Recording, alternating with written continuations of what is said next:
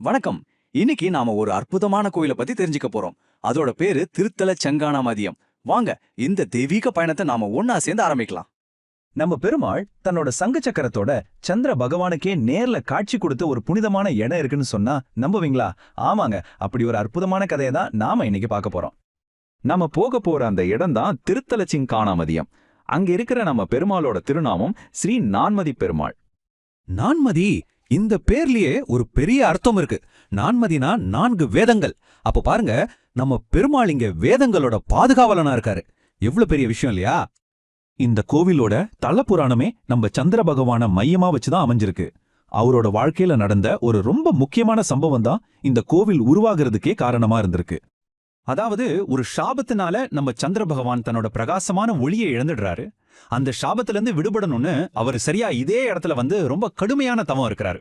அவரோட அந்த அசராத பக்தியை பார்த்து மனமிறங்கின பெருமாள் கடைசியில அவர் முன்னாடி தோன்றாரு.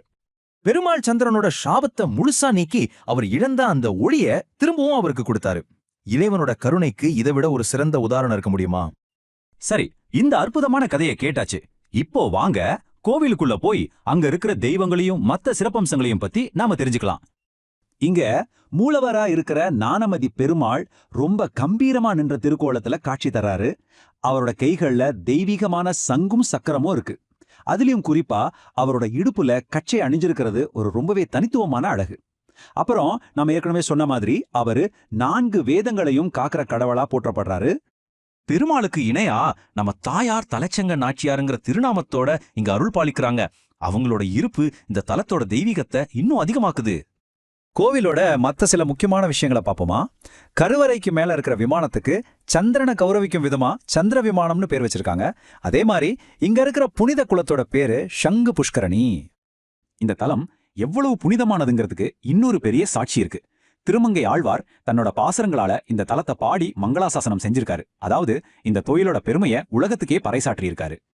ரொம்ப முக்கியமான விஷயம் என்னன்னா, வைணவ சம்பிரதாயத்துல மிக மிக புனிதமா கருதப்படுற 108 திவ்ய தேசங்கள்ல இந்த கோவிலும் ஒண்ணு.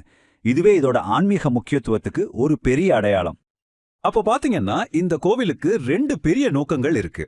ஒன்னு, பிரபஞ்சத்துக்கே ஒளி கொடுக்கிற சந்திரனுக்கு ஒளிய திரும்ப கொடுத்தது. இன்னொன்னு, மனித குலத்துக்கே வழிகாட்டுற வேதங்களை பாதுகாக்கிறது. நான்மதி பெருமாளோட இந்த அருளும் இந்த கோவிலோட மகிமையும் உங்க மனசுக்கு ரொம்ப நிறைவா இருந்திருந்தா கண்டிப்பா இந்த விளக்கப்பதிவுக்கு ஒரு லைக் போடுங்க. இந்த கதையெல்லாம் கேட்டதுக்கு அப்புறம் உங்களுக்கு என்ன தோணுது? உங்க எண்ணங்களை மறக்காம கீழே கமெண்ட்ல சொல்லுங்க. உங்க ஒவ்வொருத்தரோட கருத்தையும் படிக்கிறதுக்கு நாங்க ரொம்ப ஆவலா இருக்கோம். இதே மாதிரி இன்னும் நிறைய கோவில்களை பத்தின தெய்வீக பயணங்களுக்கு எங்களோட சிம்பிளி கோவில் சேனல்ல இருக்கிற மத்த வீடியோக்களையும் பாருங்க. கடைசியா ஒரு சின்ன கேள்வி. வானத்தோட ஒலிக்கும் நம்ம அறிவோட ஒலிக்கும் ஒரே இடத்துல பாதுகாவலனா இருக்கிற இந்த தலத்துல இருந்து நாம கத்துக்க வேண்டிய பாடம் என்னவா இருக்கும்னு நீங்க நினைக்கிறீங்க? எங்களோட அடுத்தடுத்த பயணங்கள்ல நீங்களும் எங்க கூடவே வரணும்னா மறக்காம சிம்பிளி கோவில் சேனலுக்கு சப்ஸ்கிரைப் பண்ணிக்கோங்க. நீங்க கொடுக்குற ஆதரவு தான் எங்களை இன்னும் முன்னோட்டு போக வைக்கும். இந்த ஆன்மீக பயணத்துல எங்க கூட இருந்த உங்க எல்லாருக்கும் எங்க மனமார்ந்த நன்றி. நாம அடுத்த பதிவில் சந்திப்போம். கோவிந்தா கோவிந்தா.